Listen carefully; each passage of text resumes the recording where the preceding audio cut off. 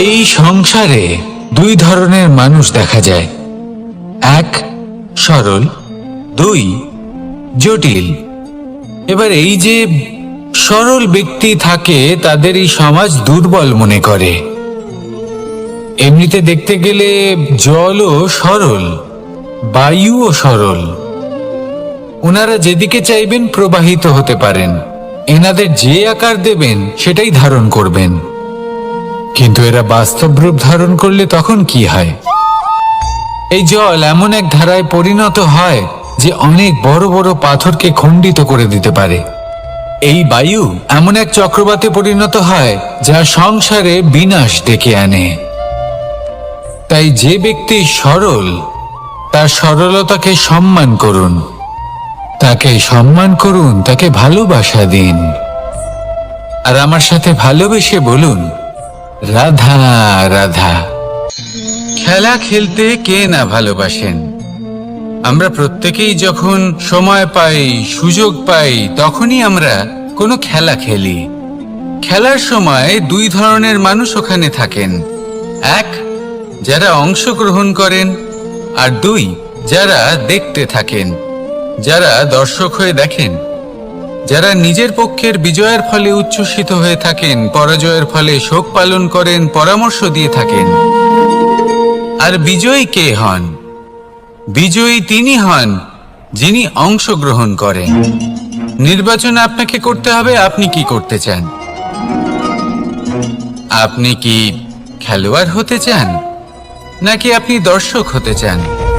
যদি আপনি বিজয়ের আনন্দ লাভ করতে চান, সেই রোমাঞ্চ অনুভব করতে চান, তাহলে খেলতে হবে।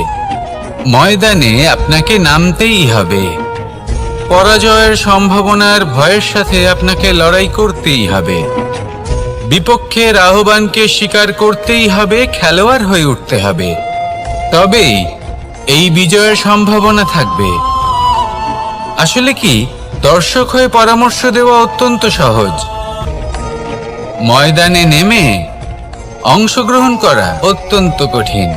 আর এখানে যেটা সহজ, তা আপনাকে বিজয়ের পথে কখনোই নিয়ে যাবে না। আসুন আমার সাথে ভালোবেসে বলুন, রাধা রাধা। এই সংসারে মানুষ জন্মগ্রহণ করেন, বড় হতে থাকেন, পুরুষার্থ লাভ করেন, অর্জন করেন। অর্জন করা আসলে কি? বেশিরভাগ মানুষ বলেন অর্জন করা অর্থাৎ ধন সম্পত্তি অর্জন করা। আর কি অর্জন করা যায়? আর কি লাভ করা যায়? আসল প্রশ্ন হলো এটাই যে কি এমন আছে যা বাস্তব রূপে অর্জন করার যোগ্য। তা হলো ব্যবহার, জ্ঞান এবং সন্তোষ। কেন? কারণ আপনি যখন এই সংসার ছেড়ে চলে যাবেন, তখন আপনার ধন সম্পত্তি আপনাকে বিদায় জানাতে আসবে না। আপনাকে বিদায় জানাতে আসবে আপনার আপনজন, যাদের সাথে আপনার সুসম্পর্ক ছিল। সমগ্র সংসারে সহস্র মানুষ ধন অর্জন করে থাকেন। শ্রেষ্ঠ মানুষ হলেন তিনি যিনি ব্যবহার, জ্ঞান এবং সন্তোষ অর্জন করে থাকেন, একে সকলের মধ্যে বিতরণ করেন। তাই এটাই করুন, আর আমার সাথে ভালোবেসে বলুন, রাধা রাধা। এই সংসারের আরম্ভ থেকে এখনো পর্যন্ত এবং ভবিষ্যতেও একটা যুদ্ধ আছে, যা হয়ে চলেছে, চলতেই থাকবে। পাপ এবং পুণ্যের মধ্যে যুদ্ধ, সত্য এবং অসত্যের মধ্যে যুদ্ধ। এই যুদ্ধ চলেই আসছে। আর এই যুদ্ধে যারা লড়েন তাদের আমরা সবসময় জয় জয়কার করি। আর যারা এই জয় জয়কার করেন তাদের প্রত্যেকের একটা বিশেষ গুরুত্ব থাকে। যখনই কোনো যোদ্ধা যুদ্ধক্ষেত্রে ক্লান্ত হয়ে পড়ে, শক্তিহীন হয়ে পড়ে, তখন এরা জয় জয়কার করে, শঙ্খ বাজাতে থাকে। সেই যোদ্ধাকে অনুপ্রেরিত করে, শক্তি এবং সাহসে ভরিয়ে তোলে। আর তখন সেই যোদ্ধা সেই যুদ্ধকে এগিয়ে নিয়ে যেতে পারে। যখন শ্রীরাম লঙ্কা যাত্রা করার জন্য সেতু তৈরি করছিলেন, তখন একটা ছোট্ট মিষ্টি কাঠবিড়ালি নিজের মুখে মাটির টুকরো বয়ে নিয়ে গিয়ে তার সাধ্যমতো তাকে সাহায্য করছিল। শ্রীরাম দেখলেন এবং বললেন যে ও তো সবার মনোবল বৃদ্ধি করছে, সবাইকে প্রেরিত করছে। ও বলল যে আমি এত ছোট হয়েও যদি এই কাজ করতে পারি, তাহলে আপনারা সবাই কেন পারবেন না? এটাই হলো সেই সকলের মাহাত্ম্য, যারা জয় জয়কার করেন, অনুপ্রেরিত করেন, সাহস যোগান। ওনারা সেই ব্যক্তি যারা একজন যোদ্ধার মধ্যে যুদ্ধকে জয় করার শক্তি প্রদান করেন। আসুন আমার সাথে ভালোবেসে বলুন, রাধা রাধা। বিজয়, বিজয় লাভের জন্য মানুষ কি না করে থাকে,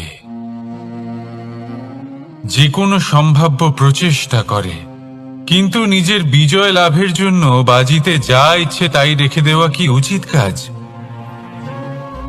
কখনোই নয়। নিজের হারানো সম্মান, নিজের হারানো সম্পত্তি, নিজের হারানো অধিকার ফিরে পাওয়ার শুধু একটাই পথ রয়েছে, আর তা হলো পুরুষার্থ, দ্রুতক্রিয়া নয়। যে মানুষ নিজেই হেরে গেছে, নিজেই নিজের জয়লাভ করার জন্য অন্য কাউকে কিভাবে বাজিতে রাখতে পারে? এ হলো সম্পূর্ণরূপে অনুচিত। অনেক সময় অনেক ধন লাভ করার জন্য, অনেক সম্পত্তি লাভ করার জন্য আমরা নিজের আসল ধন, আমাদের আপনজন, তাদেরকে হারিয়ে ফেলতেও প্রস্তুত হয়ে যাই। এটা একেবারেই উচিত নয়। যত বড়ই সংকট আসুক না কেন, আমাদের আপনজনদের আমাদের সাথেই রাখা উচিত। নিজের বিজয়ের জন্য ওনাদের বাজি রাখা ঠিক নয়। এই ভুল কেউ একজন করেছেন, আপনি তা ভুলেও করবেন না।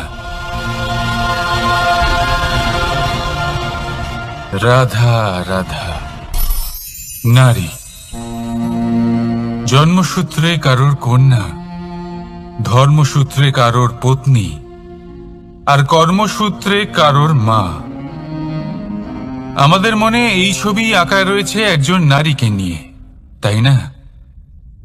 একটা অতুলনীয় ভূমিকা রয়েছে নারীদের আমাদের জীবনে, আর নারী ছাড়া আমরা কিছুই নই। কিন্তু অধিকার, সেখানে আমরা একটা ভুল করে বসি। যখন নারী একজন কন্যা থাকে, যখন সে জন্ম নেয়, তখন তার ওপর অধিকার থাকে তার পিতার। আর তারপর যখন বিয়ে হয়ে যায়, তখন তার অস্তিত্বের উপর অধিকার থাকে তার স্বামীর। আর যখন তিনি মা হন, তখন নিজেই তিনি জীবনের সমস্ত অধিকার দিয়ে দেন তার সন্তানকে। কিন্তু আমরা কি কখনো এটা ভেবেছি এই জীবন হলো তার নিজের? যে নারী সবার কল্যাণ করছেন, তার জীবনের অধিকারও তার কাছেই থাকা উচিত, তাই না? তার নিজের জীবনের সিদ্ধান্ত সে নিজেই নিতে পারেন, নিজেই নিজের ভাগ্যের রচয়িতা হতে পারেন। আর এর জন্য আমাদের নিজেদের পাল্টাতে হবে, দৃষ্টিভঙ্গি পাল্টাতে হবে। কারণ এই ধারণা সেটা আজ বা কালকের ব্যাপার নয়, এটা ঘটে চলেছে বহু বছর ধরে, আর চলতেই থাকবে যদি আমরা এটা না বদলাই। আর এটা তখনই সম্ভব হবে যখন আমরা নিজেদের মধ্যে পরিবর্তন আনব। তাই আজকের পর থেকে, এই মুহূর্ত থেকে, কোনো নারীর ওপর অকারণ অধিকার স্থাপনের আগে সহস্রবার ভেবে দেখবেন।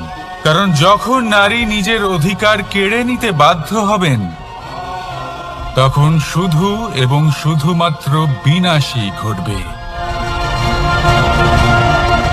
রাধা রাধা।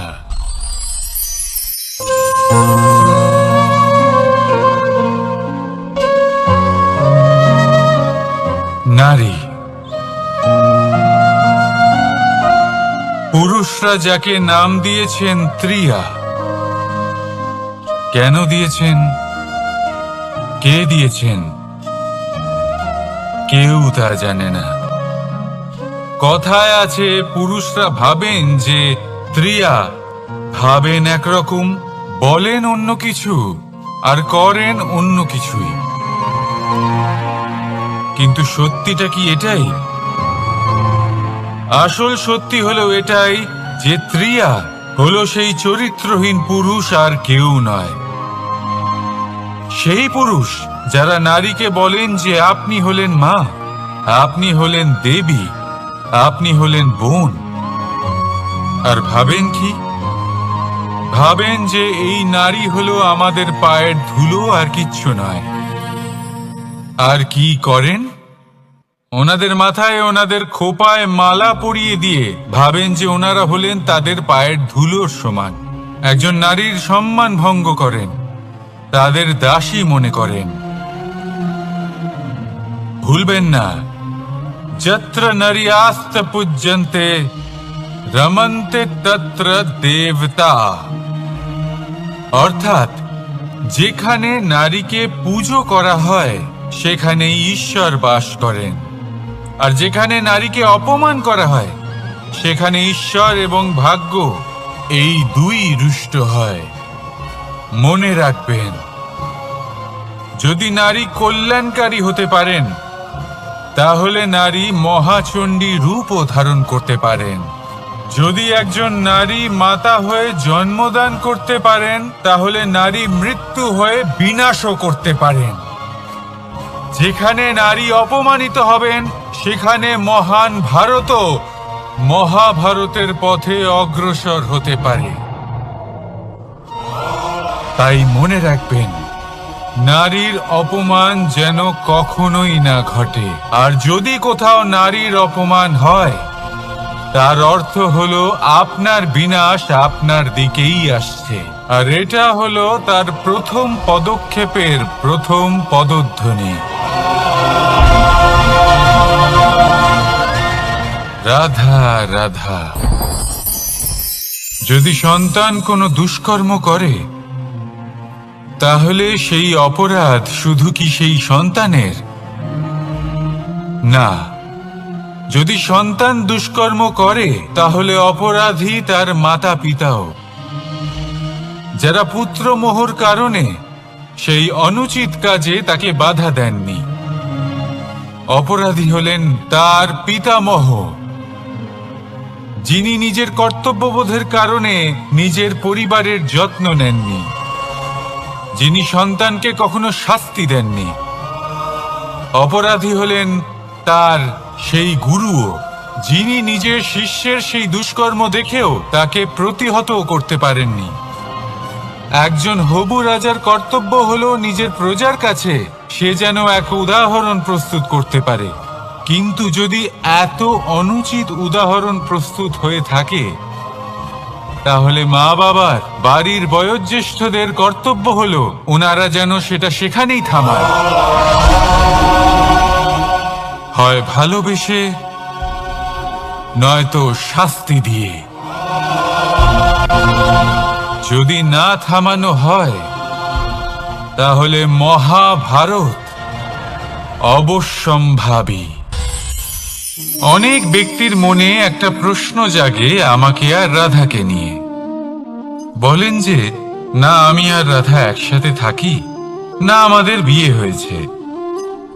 আমি এখানে দ্বারকাতে, ও ওখানে বর্ষনাতে, তাও এত ভালোবাসা কি করে? এ কেমন সম্পর্ক? আমি তাদের একটা সহজ কথা বলতে চাই। আপনি কখনো আয়নার দিকে দেখেছেন? নিজের দুই চোখের দিকে তাকিয়ে জিজ্ঞাসা করুন, এই দুই চোখ একসাথে কেন বন্ধ হয়? একসাথে কেন খোলে?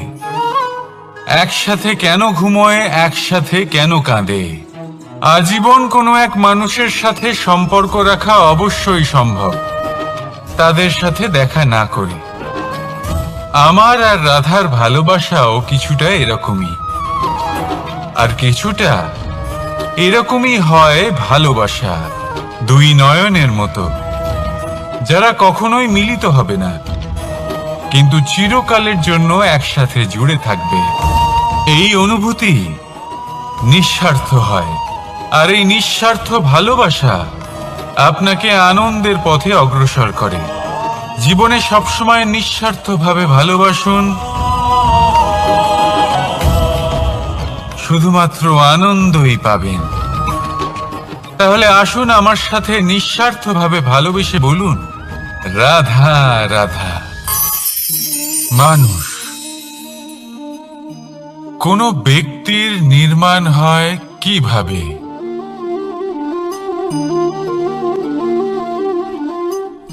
কেউ বলবেন পঞ্চতত্ত্বের দ্বারা, কেউ বলবেন আত্মা, দেহ ও চেতনার দ্বারা, কেউ বলবেন ঈশ্বরের কৃপার দ্বারা, তো কেউ বলবেন এই প্রকৃতির পরীক্ষার দ্বারা। না, মানুষের নির্মাণ হয়ে থাকে বিশ্বাস দ্বারা। ব্যক্তি তখনই গড়ে ওঠেন যখন ব্যক্তিত্ব থাকে, ঠিক কিনা? আর ব্যক্তিত্ব তখনই হবে আর সেরকমই হবে যেরকম বিশ্বাস আপনি নিজের উপরে রাখবেন। যদি আপনি মনে করেন আপনি বিষের ন্যায় হবেন, তাহলে আপনি বিষাক্তই হবেন। যদি আপনি এটা মনে করেন যে আপনি অমৃতের ন্যায় হবেন, তাহলে আপনি অমরই হয়ে যাবেন। যদি আপনি নিজের উপরে বিশ্বাস রাখেন যে আপনি সংসারের সব থেকে উঁচু পর্বতের শিখরে পৌঁছতে পারবেন, তাহলে আপনি অবশ্যই পৌঁছবেন। যদি আপনার এরকম মনে হয় যে আপনি এরকম কখনো করতে পারবেন না, তাহলে এরকম কখনোই হবে না। ভেবে দেখবেন, বিশ্বাসের মধ্যেই বিশ্ব বাস করে থাকে। তো আপনার অস্তিত্ব কেন করবে না? যেমন বিশ্বাস আপনি নিজের উপরে রাখবেন, তেমনই আপনি হয়ে উঠবেন। সেই জন্য নিজের উপরে বিশ্বাস রাখুন, আর হ্যাঁ, ভালোবেসে বলুন, রাধা রাধা। শত্রুতা, একজন মানুষ অন্য মানুষের সাথে শত্রুতা করে বসেন। দুজন ঘনিষ্ঠ বন্ধু, এমনও এক সময় আসতে পারে যখন এনারা একে অপরের শত্রু হয়ে ওঠেন। এর অনেকগুলো কারণ হতে পারে, কিন্তু মূল কারণ হলো আলোচনা। আগে হ্যাঁ, আপনি যদি কারোর বিষয়ে আলোচনা করেন, তাহলে সে আপনার শত্রু হয়ে যেতে পারে। এবার মনে একটা প্রশ্ন আসতে পারে যে এটা কিভাবে সম্ভব হতে পারে? আলোচনা, এটা তো অত্যন্ত জরুরি। যদি আমি নিজের বন্ধুর খারাপ কাজের বিষয়ে আলোচনাই না করি, তাহলে সে শুধরবে কি করে? এ কথা সত্যি যে আলোচনা আবশ্যক, কিন্তু তার থেকেও বেশি গুরুত্বপূর্ণ এবং আবশ্যক হলো আপনার এই সিদ্ধান্ত। সিদ্ধান্ত এটাই যে আপনার এই আলোচনা কোন স্থানে করবেন। যদি এটা সবার সামনে করবেন ভাবেন, তাহলে তা অপমানও হয়ে যেতে পারে। যদি এটা আলাদাভাবে করেন, তাহলে তা পরামর্শ হয়ে যায়। অপমান কেউ স্বীকার করতে পারেন না, কিন্তু পরামর্শ সকলের ভালো লাগে। তাহলে যদি আপন কারোর জন্য ভালো কিছু চান, কাউকে শুধরে দিতে চান, আর আপনার মনে হয় আলোচনা আবশ্যক, তাহলে সর্বপ্রথম সময়, পরিস্থিতি আর স্থানের কথা মনে রাখবেন। নয়তো এই আলোচনা আপনাকে খুব ভোগাতে পারে। তাহলে আসুন আমার সাথে ভালোবেসে বলুন, রাধা রাধা। আপনার জীবনেও কি সমস্যা রয়েছে? অবশ্যই থাকবে। প্রত্যেকের জীবনেই সমস্যা থাকে। প্রত্যেক মানুষ জিজ্ঞাসাও করেন যে এই সমস্যা আসলে কি আর কেন আসে জীবনে। আপনাকে একটা কথা বলে দিই যে সমস্যা আসলে সেটা নয় যে আপনার পথে বাধা সৃষ্টি করে, বরং সমস্যা হলো সেটাই যেটা আপনি তখন দেখতে পান যখন আপনার একাগ্রতা আপনার পথ থেকে আপনার লক্ষ্য থেকে সরে যেতে থাকে। আর এই সমস্যাগুলি দূর করার জন্য, এর সমাধান করার জন্য একটাই পথ আছে। নিজের সমস্ত ভাবনা আরো একবার একাগ্র করুন নিজের পথের দিকে, নিজের লক্ষ্যের দিকে। আপনার সমস্ত ভাবনা যদি কেন্দ্রীভূত হয় নিজের লক্ষ্যে, তাহলে এই সমস্যা দূরে থাকবে।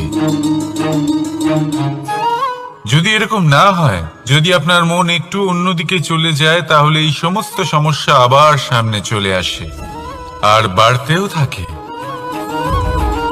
দেখুন, যেখানে আপনার লক্ষ্য রয়েছে, বাণ যদি সেখানেই চালাতে হয়, তাহলে দৃষ্টি তো সেদিকেই রাখতে হবে। তবেই তো আপনি সেই লক্ষ্য ভেদ করতে পারবেন। সেই জন্য মনে রাখবেন, সর্বদা লক্ষ্য রাখবেন নিজের পথে, সেই পথেই সামনে এগোতে থাকুন নিজের লক্ষ্যের দিকে। আপনি যত সামনে এগোতে থাকবেন, এই সমস্যা তত পিছিয়ে যাবে। তাহলে আসুন, আমার সাথে ভালোবেসে বলুন, রাধা রাধা। এই পাখিরা সত্যি খুব সুন্দর, আমার খুব ভালো লাগে। আপনি নিশ্চয়ই শুনে থাকবেন যে কিছু পাখির কাছে ডানা অবশ্যই থাকে, কিন্তু উড়তে পারে না। তারা চায় উঁচু আকাশে উড়ে বেড়াতে এবং মেঘেদের সাথে কথা বলতে, করতেই পারে না। এবার এই সংসারেও পাওয়া যায় ঘুড়িও। এদের মধ্যে না জীবন আছে, না প্রাণ আছে, আর না আছে ডানা, কিন্তু এরা আকাশের সাথে কথা বলে, হাওয়ার বেগের সাথে কথা বলে, আনন্দ করে, উৎফুল্ল হয়ে ওঠে। আকাশে জীবনের কিছু মুহূর্ত কাটায়। তার কারণ কি হতে পারে? কারণ হলো সুতো। এই সুতো যদি সঠিক হাতে থাকে, তাহলে এই কাগজের তৈরি ঘুড়িও আকাশের উচ্চতায় উড়ে বেড়াতে পারে। এবার এই সুতো আসলে কি? এই সুতো হলো আসলে ভালোবাসা। এই সুতো হলো আসলে বিশ্বাসের। আর এটা আপনি দিয়ে থাকেন তাদের হাতে যাদের আপনি বিশ্বাস করেন, যাদের আপনি নিজের সর্বস্ব দিয়ে দেন। ভেবে দেখুন, এই ভালোবাসা আর বিশ্বাসের সুতো আপনি যদি সঠিক মানুষের হাতে দিয়ে দেন, তাহলে আপনি অনেক উচ্চতায় উঠতে পারবেন, আকাশের উচ্চতায় উড়ে বেড়াতে পারবেন, মেঘের সাথে কথা বলতে পারবেন, পাখিদের মতো উড়তে পারবেন, যা ইচ্ছে তাই করতে পারবেন। শুধু এই মানুষ সঠিক হতে হবে, এমন একজন মানুষ যার মনে আপনার জন্য ভালোবাসা রয়েছে, এমন এক মানুষ যার মনে কোনো স্বার্থ নেই, যিনি পরোপকারী, এমন একজন ব্যক্তি যিনি আপনার অস্তিত্বকে বাইরে নিয়ে আসতে পারবেন, তাকে উজ্জ্বল করে তুলবেন। তাহলে ভালোবাসুন, আনন্দ করতে থাকুন, আর এই আনন্দ সহকারে বলুন, রাধা রাধা। আমরা সকলে এমন ব্যক্তির সাথে থাকতে চাই যারা খুব মিষ্টি কথা বলেন, যাদের ব্যবহার আমাদের ভালো লাগে, যারা দেখতে সুন্দর হন, যাদের আমরা পছন্দ করি। আর সব সময় এমন ব্যক্তির থেকে দূরে থাকতে চেষ্টা করি যাদেরকে আমরা পছন্দ করি না, যাদের কথা আমাদের খারাপ লাগে, যাদের কথা একটু কঠোর হয়। আমরা সবসময় চেষ্টা করি এদের থেকে দূরে থাকার, ঠিক কিনা? কিন্তু যদি বাস্তবটা দেখি, তাহলে এই কঠোরতা জীবনে শান্তির প্রলেপ দেয়। ওষুধও একটু কড়াই হয়, কিন্তু এ কি করে? আমাদের সুস্থ করে তোলে। ঠিক সেইভাবেই ভালোবাসার এই অধ্যায় একটু কঠিন, একটু কড়াও মনে হতে পারে, কিন্তু এর ফল সবসময় আপনাদের স্বাস্থ্যের পক্ষে ভালোই হয়। সেই জন্য যদি কেউ আপনার নিন্দে করে, আপনাকে কড়া কথা শোনায়, আপনার ব্যাপারে আলোচনা করে, তার মানে এটা নয় যে সে আপনার শত্রু। হতে পারে তিনি আপনার বন্ধু হন, আপনার জন্য ভালো চান, আপনাকে শুধরে নিতে চান, আপনার মধ্যে কোনো পরিবর্তন দেখতে চান। সেই জন্য কখনো কারোর কথা শুনে বা কাউকে দেখে প্রাথমিকভাবে এই সিদ্ধান্ত নেবেন না যে তিনি আপনার শত্রু হন নাকি আপনার বন্ধু হন।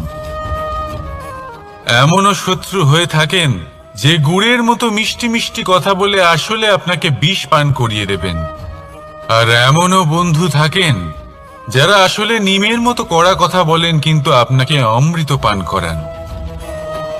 এদের মধ্যে পার্থক্য করতে জানতে হবে কে আসলে শত্রু হন আবার কে আসলে মিত্র হন। এই পার্থক্য যখন আপনি করতে শিখবেন তখন আপনি এই সংসারের সব থেকে সুখী প্রাণী হয়ে উঠবেন। এই পার্থক্য বোঝা সহজ নয়, কিন্তু অবশ্যই আবশ্যক। রাধা রাধা। অসুখ। এমন কোন মানুষ আছেন এই সংসারে যার অসুখ করে না? প্রত্যেক মানুষ কখনো না কখনো অবশ্যই অসুস্থ হয়েছে, তার এই শরীর রোগের শিকার অবশ্যই হয়েছে। এবারে দেখুন, এই রোগ আসে আবার এই রোগ চলেও যায়, কিন্তু সেই রোগ আমাদের কষ্ট দিতে কেন সক্ষম হয়? কারণ হলো স্বচ্ছতা। যদি এই স্বচ্ছতা শরীরে না থাকে তাহলে মানুষকে শারীরিক কষ্ট পেতেই হবে। ঠিক সেইভাবেই অত্যন্ত প্রয়োজনীয় হলো এই স্বচ্ছতা যেন মনেও থাকে। যদি এই স্বচ্ছতা মনে না থাকে তাহলে মানুষ চারিত্রিকভাবে কষ্ট সহ্য করেন। এবারে নিবারণ কি হতে পারে? বড়ই সহজ এর উপশম। যদি রোগ শরীরে হয় তাহলে সর্বপ্রথম স্বচ্ছতা বজায় রাখতে শিখুন, এই শরীরকে পরিষ্কার রাখতে শিখুন। বিচক্ষণতার সাথে এই রোগের সম্মুখীন হন, ভয় পাওয়ার কোনো দরকার নেই। ব্যায়াম করতে থাকুন, সব ঠিক হয়ে যাবে। সেইভাবেই যদি এই অসুখ মনে হয় তাহলে কি করা যায়? সর্বপ্রথম তার আধারের উপরে নজর দিন। আপনার এই আধারই হলো আপনার আহার। যা আপনি আহার করবেন সেরকমই মানুষ হয়ে উঠবেন। সেইভাবেই আপনি যেরকম ভাবেন সেরকমই মানুষ হয়ে উঠবেন। সেই জন্য নিজের ভাবনাকে শুভ করুন, নিজের দৃষ্টিভঙ্গিকে শুভ করে তুলুন, সবকিছু সঠিক হবে। আপনার আমার সবার মধ্যেই এক রাক্ষস বাস করে, তার সম্মুখীন হন, তাকে পরাস্ত করুন। তাহলে এই রোগ সে শরীরেই হোক বা মনের মধ্যে, যদি সঠিক সময় তাকে আটকানো না যায় তাহলে যে কোনো সময় তা মহামারীর রূপ ধারণ করবে। সাবধানে থাকুন, সুস্থ থাকুন। তাহলে আসুন আমার সাথে ভালোবেসে বলুন রাধা রাধা। বাজ পাখিকে পক্ষীরাজ বলা হয়। বাজের আয়ু হলো মোটামুটি 70 বছর। এবার 40 বছর হতে হতেই ওদের পালক লম্বা এবং ভঙ্গুর হয়ে যেতে থাকে, ঠোঁট বেঁকে যায়, ডানা ভারী হয়ে যায়, অর্থাৎ আগের মতো উড়তে পারে না, সেই শক্তি থাকে না। এবার সেই বাজ কি করবে? বাজ সব থেকে কঠিন নির্বাচন করে, নির্বাচন নিজের পুনর্স্থাপনার। সর্বপ্রথম একটা বিশাল পর্বতে যায়, একান্তে নিজের এক বাসস্থান তৈরি করে, আর তারপরে পাথরের সাথে নিজের ঠোঁট বারবার আঘাত করতে করতে সেই ঠোঁট ভেঙে ফেলে। তারপরে সে অপেক্ষা করে সেই ঠোঁট পুনর্নির্মাণ হওয়ার। তারপর সেটাই করে নিজের পালকের সাথে। তারপরে নিজের ডানা থেকে এক এক করে ভারী পালকগুলো ছিঁড়ে ফেলে দেয়, আর তারপর 150 দিনের এই যন্ত্রণা সহ্য করার পরে ও ফিরে পায় নিজের উড়বার অনন্য ক্ষমতা, সেই শক্তি। আর তারপরে ও জীবনের পরবর্তী 30 বছর বাঁচে। কি বুঝলেন আপনি? যদি ইচ্ছে শক্তি থাকে তাহলে একজন দুর্বলও শক্তিশালী হতে পারে। আপনিও এটাই করুন, নিজের অতীতের যন্ত্রণার বোঝাগুলিকে ত্যাগ করুন আর কল্পনার খোলা আকাশে উন্মুক্ত হয়ে উড়ে বেড়ান। নিজের পুনর্স্থাপনা করুন, তবেই সর্বশ্রেষ্ঠ হতে পারবেন। আর মনে রাখবেন, এই ছোট ছোট পদক্ষেপই বড় বড় শিখরে পৌঁছে দিতে পারে। তাহলে আসুন আর আমার সাথে ভালোবেসে বলুন, রাধা রাধা। আপনি কি কখনো জলকে নিজের মুঠোতে ধরে রাখার চেষ্টা করেছেন? চলুন আজ করা যাক।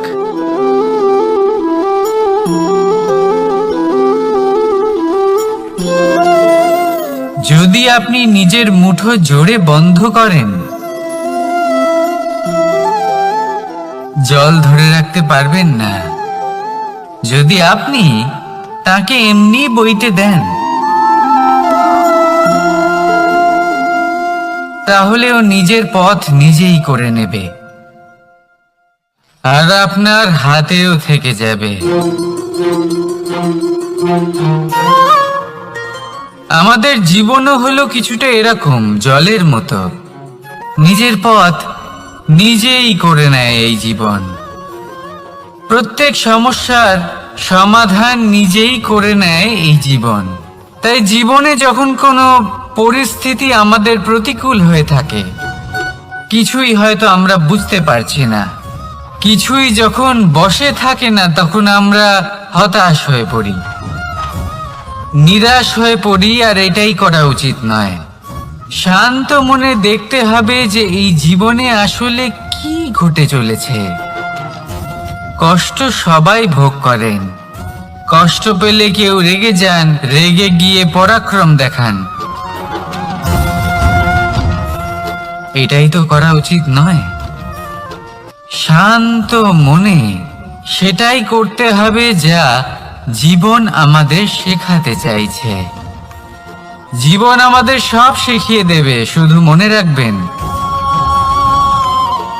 কখন প্রয়াস করতে হবে আর কখন আমাদের প্রতীক্ষা করতে হবে, সেটা আগে আপনাকে বুঝতে হবে।